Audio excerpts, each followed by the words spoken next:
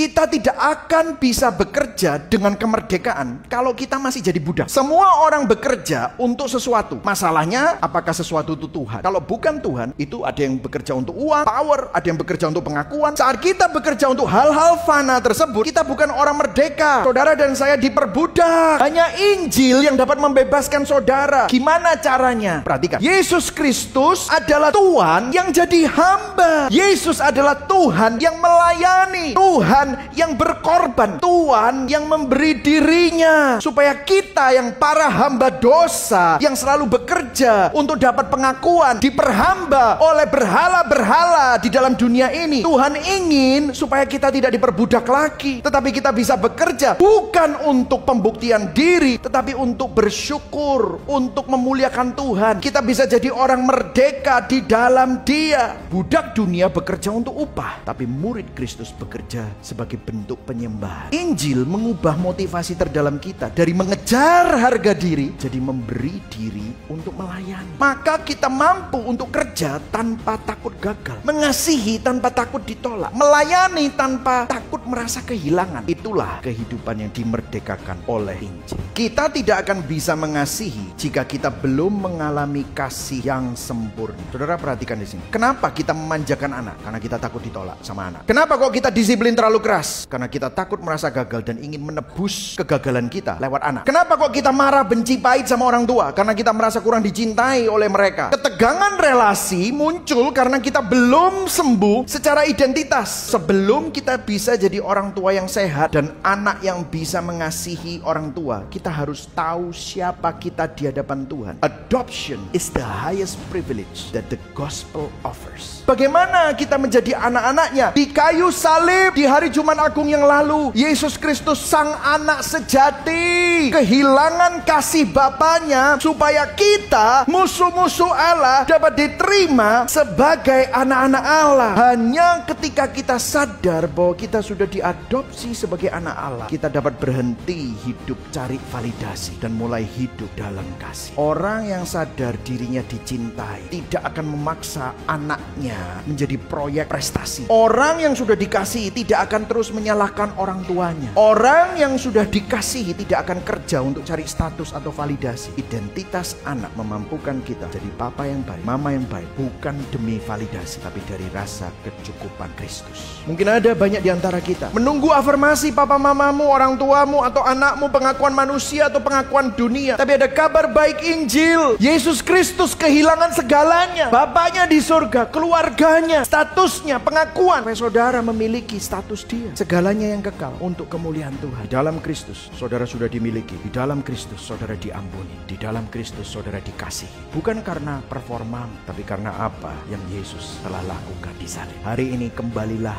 ke salib. Di sana ada kemerdekaan, ada kasih, dan ada kekuatan baru. Mari sama-sama kita bangkit berdiri.